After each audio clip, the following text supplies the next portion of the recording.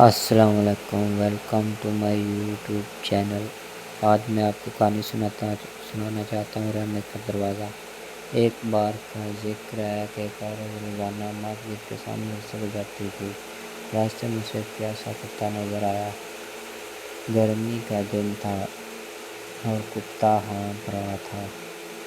عورت کے پاس پانی نہیں تھا، لیکن اس نے دیکھا قریب ایک کنواں ہے۔ وہ اپنے جوتے میں پانی بھرتی ہے اور کتے کو پینے کے لیے دیتی ہے۔ جب وہ گھر پہنچی تو دل میں ایک سکون سا محسوس ہوا۔